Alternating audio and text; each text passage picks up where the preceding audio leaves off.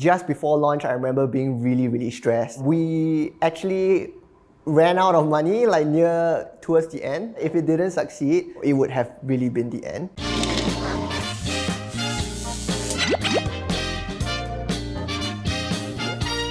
Hi, I'm Desmond Wong and I'm a game designer.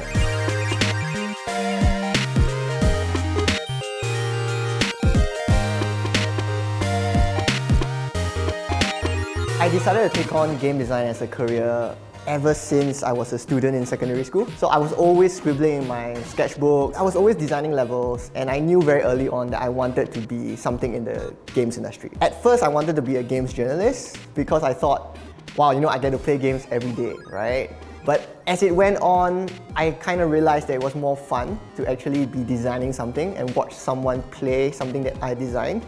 So I made the choice to pursue a career in game design. I don't regret it at all, right? Because playing games, making games is something that I really truly enjoy. So being able to do it every day is something that I find to be very fortunate, right? It's something I feel very lucky to be able to do.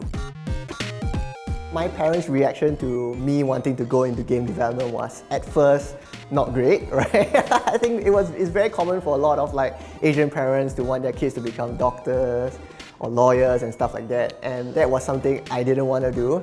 It took me a while to convince them that if I was doing something that I loved, right, I would naturally do better in it, right? I would naturally want to pursue all I can with that because I inherently like it.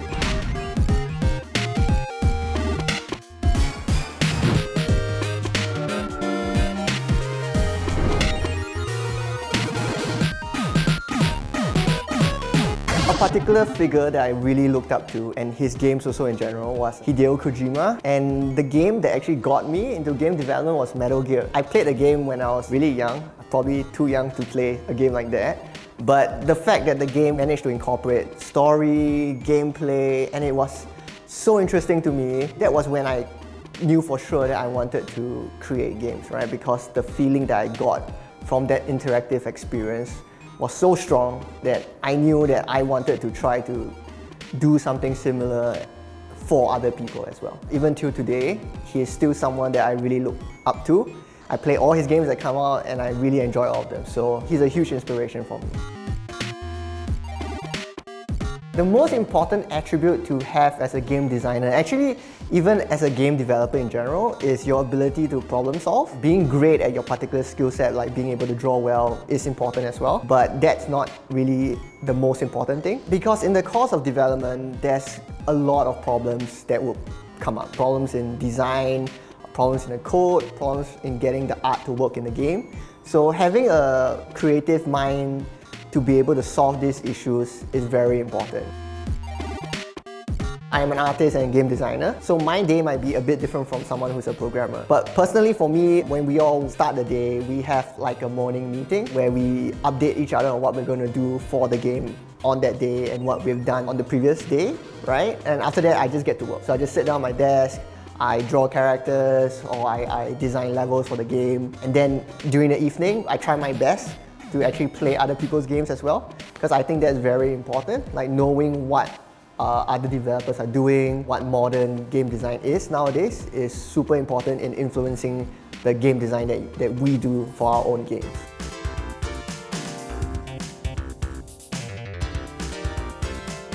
I think the highest point in my career so far was when the first Cat Quest game came out, because it was really our biggest success at that point of time. We won a lot of awards. We were finally starting to get recognized for the games that we were making. So I think that was really, I felt, the most positive experience. After that, we've just been kind of building off that and trying to make our company even more and more successful. During that time, free-to-play games was all the rage, and within the industry, there was a misconception that you had to make a free-to-play game in order to be successful. So for Cat Quest, we decided to go against the flow and make something that was a bit more risky. Cat Quest was going to be a premium experience where you had to pay a price to play it, right?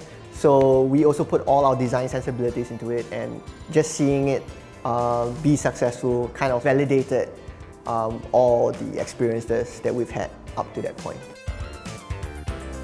I think the most challenging was actually also around the development time of Cat Quest, because we actually ran out of money like towards the end. So Cat Quest was really do or die in a sense, like if it didn't succeed, we might not be here today. Just before launch, I remember being really stressed and really worried that, you know, if Cat Quest didn't succeed, it would have really been the end. The co-founders of the Gentlebros, we all came from Koei Tecmo. They were the developers of games like Fatal Frame, Dynasty Warriors and stuff like that. And the experience was completely different because working in a big company, you're really just a very small cog in a huge machine. Like for example, me and my colleague right now, we were just working on very specific parts of a character, right? And there were other people working on other specific parts of that character. You don't really feel a lot of like investment in all the stuff you create because you're just creating some really small parts. At the end of the day, it really just feels like a job, right? You don't really feel like you're contributing much to the overall vision. You're just there to complete the work and move on, right? Which compared to a smaller team like ours, and because we're so small, everyone has a huge contribution to the project, right? And especially in our company, we try to ensure that everyone's views and everyone's opinion is taken equally.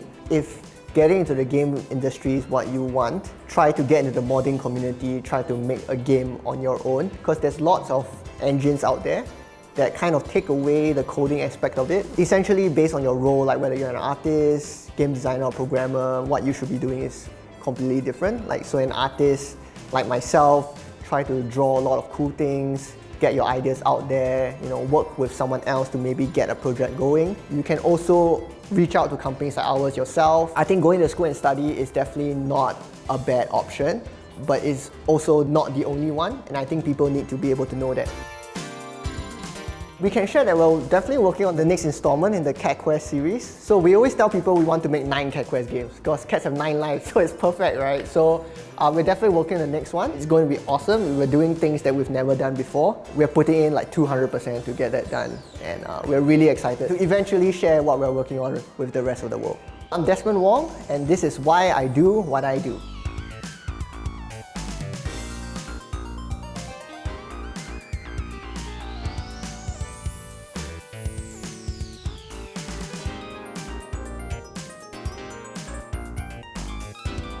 Bye.